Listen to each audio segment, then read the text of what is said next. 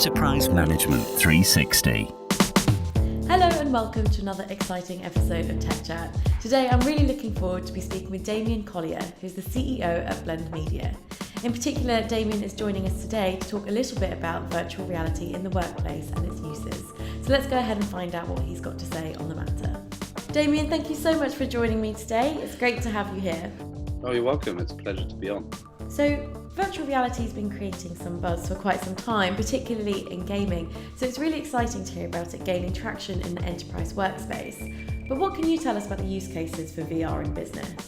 Yeah, so it's really interesting. I mean, I think when you're right, when a lot of people think about virtual reality, they still do hark back to gaming. I think that's natural because a lot of industries start with gaming.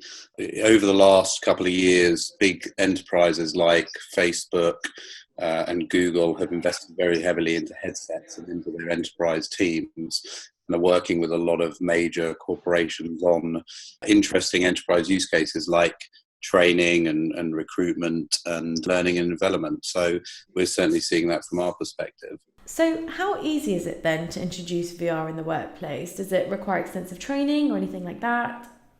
It's become a lot easier over the last couple of years, primarily because of the price and the functionality of the headset. So when I started Blend Media 4 years ago, you had to spend maybe £2,000-3,000 on a PC, and you would be sort of tethered via a cord to the headset and the PC.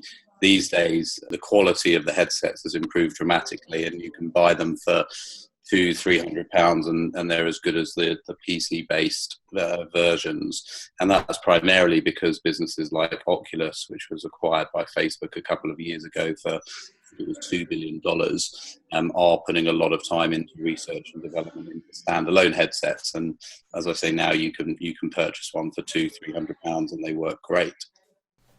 That's really interesting to know then. So with VR being more affordable, would you say then that it's quite commonplace in the enterprise, or do you think it's yet to make its mark? It's not ubiquitous yet, but it is very widely used. So we work with a lot of major corporations on recruitment and training. And one interesting project that we just did with Deloitte was working with their global employee services team to help relocate staff from one office to another. No, that sounds very exciting. Given that we know, though, that it's not that pricey, what would you advise to organisations who are still quite concerned about getting a return on their VR investments? Yeah, I mean, I think that the best way to look at that is to look at how much you're spending on training generally. So, for example, if it is training as a use case, how much does it cost you to train each individual employee, and then how much will it cost to create a virtual reality experience that replicates and actually improves that training module or that training experience. And it's quite easy then to work out ROI based on how many people would have to go through it.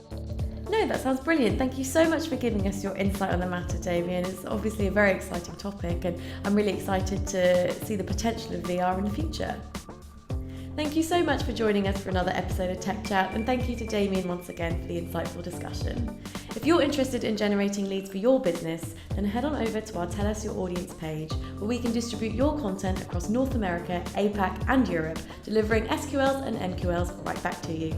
In the meantime, make sure you're following us on LinkedIn and Twitter, and for more great content, head on over to our website, em360tech.com.